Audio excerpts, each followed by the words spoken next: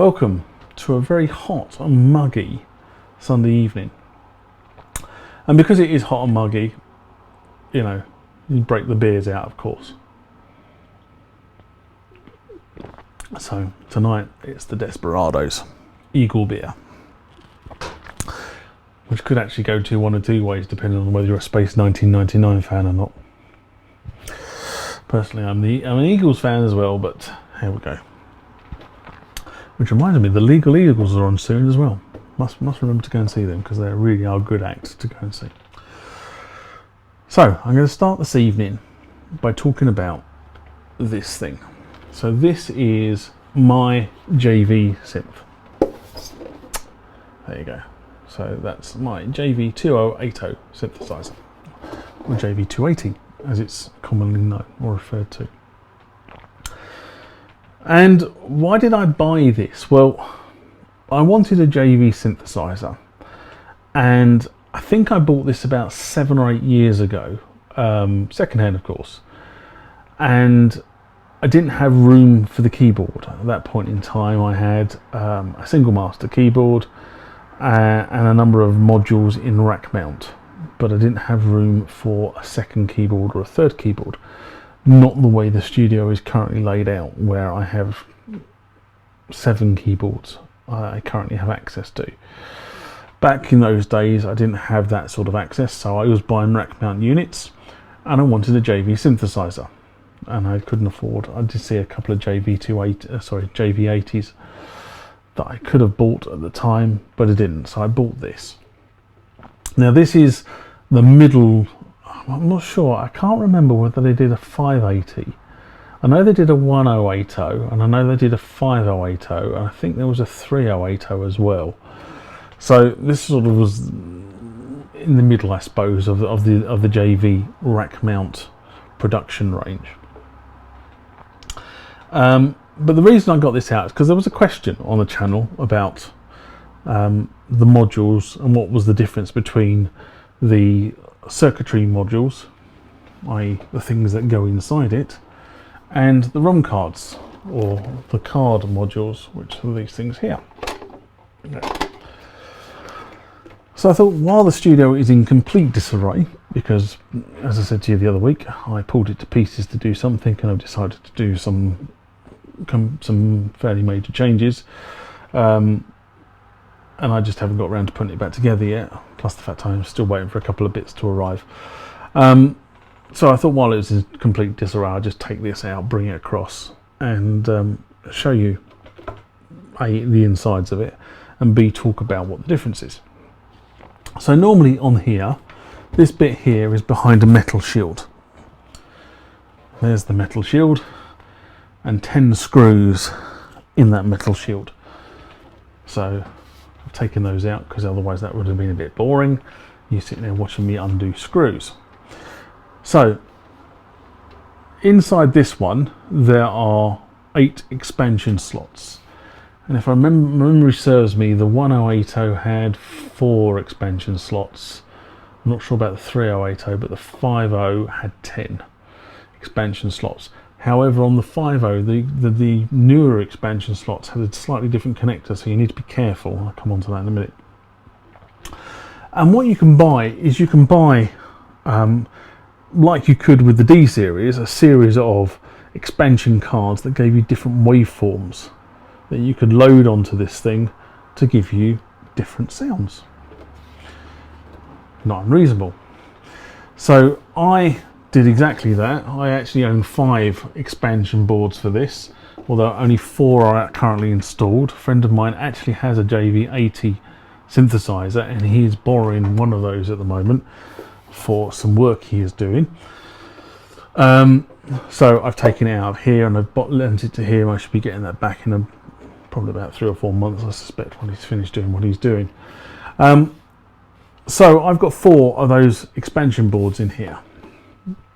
So I have the session board, the piano board, the orchestra board, and the 60s and 70s board. Why did I buy those boards? Well, back when I bought this particular unit, as I said, I only had a single keyboard. I didn't have the Kronos or the Jupiter at that point in time. I just had, trying to think what keyboard it was. I don't think it was the D70 at the time. I think it was just a MIDI. I think it was my MIDI keyboard, my MIDI controller. And what I wanted some stock, very good stock sounds for playing and recording. So I'll start with the piano one first. I wanted a good set of pianos. These are extremely good sets of pianos, and I would still use these today, to be honest, in certain circumstances, although I have to be honest and say the pianos on the Kronos will probably blow this away, if I'm honest. But they are extremely good. Okay, very good stock sounds. I also went for the session board because I wanted pads and choirs and some lead sounds which are on that session board. I went for the orchestra sounds because I wanted woodwinds, brass, sort of stock orchestra noises or tones or whatever you want to call them.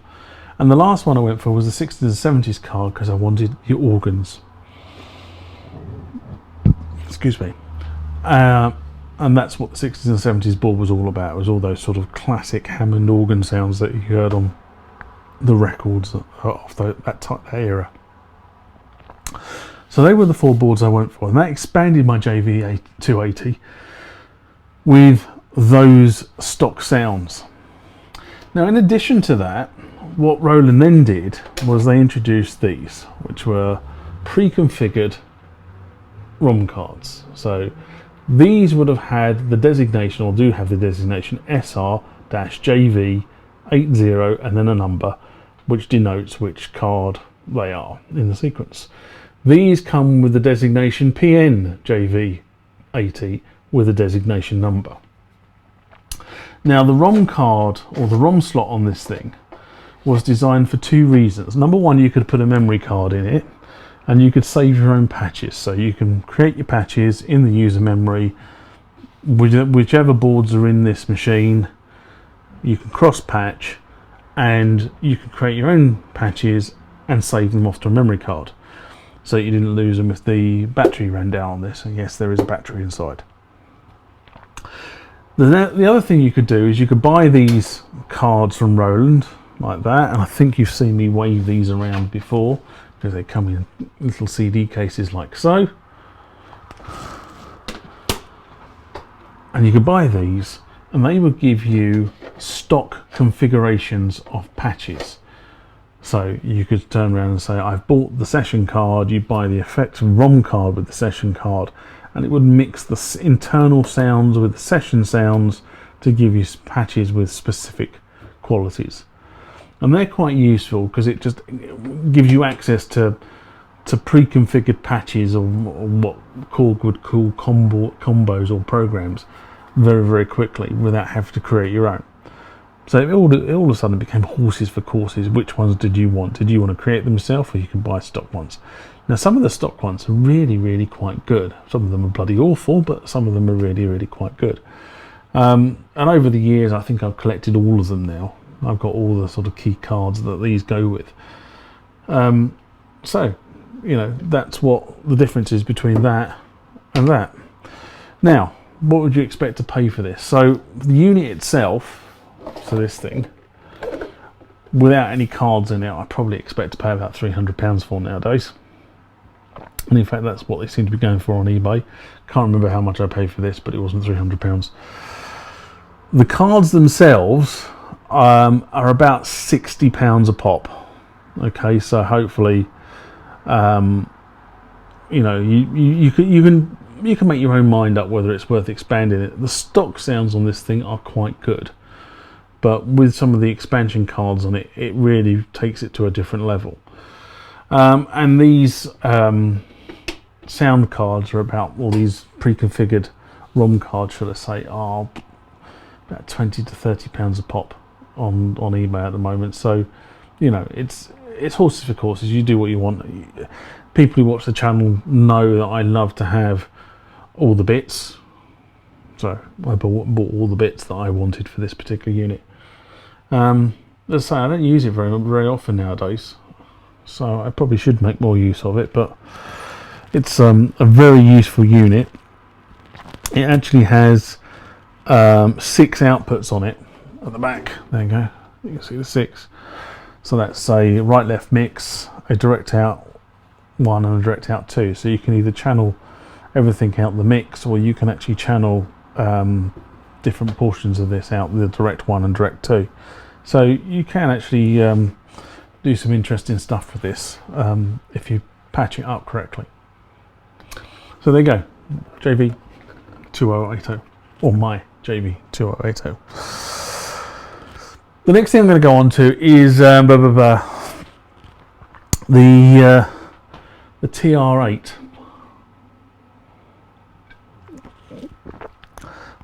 Now, the aria, whatever you want to call it, I always get it wrong, drum machine has had a number of expansion packs applied to it over the last 2 years or so, since we all went off to the toy shop and bought one. Now, I applied the 7x7 expansion pack to my TR-8, and then I applied the 606 expansion pack. Now, the 7x7 was a paid for pack. The 606 is a free to user pack. Now, what I can't say on the channel, and a number of people have asked, is can you apply the 606 without the 7x7? So I can't say this is from my experience, because it's not, because my 7x7 was already there before I applied the 606. However, what I can say is from reading other people's posts and comments on the channel, yes, you can. So you don't have to apply the 7x7 to get the 606, but I can't personally vouch for that. All I can say at the moment is I had the 7x7, the 606 went on like a dream, no issues with it whatsoever, as long as you follow the important instructions when you do the firmware upgrade, which is make sure that you plug it into the computer after you've so you make sure the computer's loaded, then you plug it into the computer, then you download it onto the drive. Once the unit is in receive mode, then you disconnect and allow the unit to upgrade on its own without the computer being present. There's a distinct set of rules and procedures they want you to go through to be able to do that. If you follow their rules or their procedures to the letter, it will upgrade without a problem. So hopefully that's sort of an answer. Probably not the right answer. Good Lord, look at that, I'm sweating like a what's it. Oh dear. Now, final thing. This is a rant. Over the past couple of years since I've been doing this, one of my pet hates is devices with USB power. And this seems to be a bit of a split subject with people. But I do not like USB powered devices, right? And the reason I'm saying this is because there's somebody left a comment on the channel saying, you're a collector of gear, you're not a musician. Sorry, I am a musician. I don't gig, I do play, I do a lot of stuff, but it's for me, it's not for the general public. I have a studio, my studio is set up in a certain way. The reason I don't like USB powered equipment is as follows. This is my Mac, okay, bit battered, because it goes with me everywhere. And if you look on the side of the Mac, what you'll see one USB 2 socket there, one USB 2 socket there, and 2 Thunderbolt connections, which are effectively USB 3. Which means that I can connect 4 different USB style devices to that in a daisy chain, or directly connected. Now, the reason why I don't like USB powered devices is because that will only give out a certain amount of power. So each one of those USB 2 sockets gives out 5 volts at 500 milliamps. Okay, so that's the current. A USB socket will give out 5 volts at 900 milliamps. Now, Mac in their infinite wisdom, if they recognise a certain Mac device sitting there on a Mac cable, that will actually up the current to 1100 milliamps, but only if it recognises another Mac product.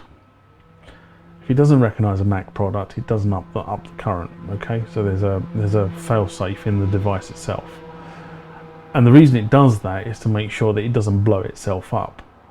Now, if you have a number of USB enabled devices, so for argument's sake you might have an I/O device, so like a Focusrite recording device that you have USB powered or Thunderbolt powered.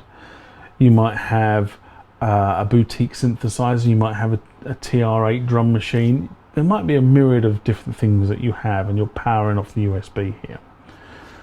You will very, very quickly run out of power. All right, and that's one of the things that people don't seem to sort of take into their sphere when they're doing this stuff, is they think all of a sudden I'm getting crappy results, and the reason they're getting crappy results is because the end device is not working right. Well, the end device isn't working right, and the reason why the end device isn't working right is because it needs more power than the computer is trying to give it. Now you can get around that by using one of these. So this is, put up to the computer, one of my USB splitters. Okay, this is a 5 volt 3.5 amp powered splitter. Okay, so it takes power in through there, computer goes in there, and it splits it off to 10 devices. Right, so 3.5 amp says that it can supply 7 devices at a full 500 milliamps. So if you've got 7 devices pulling 500 milliamps, even though it's got 10 sockets on here, you can only power 7 of them. If you try to power 8 of them, they won't work correctly. Likelihood is you won't get 7 on there. Likelihood is you probably will only be able to power 5. Okay, just purely the whole nature of this, even though this is powered. Now I know you can daisy chain USBs and these, you could daisy chain these. It just gets messy if you do that, but that's mine. But that means that the device itself is not plugged directly into the computer, and some of these devices that need power, sometimes they need directly to be plugged into the computer to access some of the functions. Plugging them into a hub theoretically should make absolutely no difference to these devices, but it does. I don't know why. I'm not the expert on this. I just know that some of these devices work well when they're plugged directly in. They don't work particularly well when they're separated by a degree of separation, as in going through hubs. It's very similar in the networking world. In the networking world, you know, certain devices want to be as close to the end point as possible. As the longer you put them, the farther away you put them, the degraded results you get off them. And I think USB works in a very similar fashion.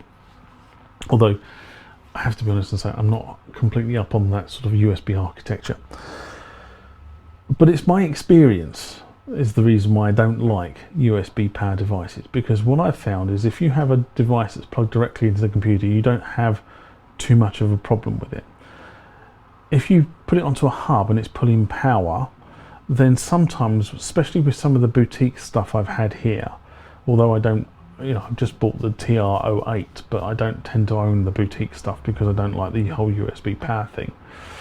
I found that if they're not directly connected, then there's like you can just hear a hum or something in the background. Now, if you're going in a live situation and you're standing there and you're doing all this and the beats are banging, a bit of background noise you wouldn't give a monkey's uncle about. In a studio situation where you're trying to get a very clean sound for recording purposes, having noises or clicks caused by the power on the USB, that causes you a problem. Okay, you don't want to be taking this stuff out electronically. You'd rather it wasn't there in the first place before you started. That's the reason why I don't like USB powered devices. You either have to power them by batteries, so there's no power on the USB hub at all, and therefore you get a very clean signal. You get no clicks and bangs and whistles and whimpers and God knows what else. So, you know, when people say, you know, when I get comments like that, to be honest, I just brush them off. But I thought I'd put my 2 pence, because I've said it a number of times, I don't like them. But I've really never said why I don't like them. And that's the reason why. In a studio situation where you're trying to, and also the other thing about studio situation is quite often these things are put into racks or they're put into environments in the studio where you want them to be, effectively, you don't want to move them around all the time. You want them to stay there. And having to take them to pieces to put batteries in them, and it's a nightmare. Anyway,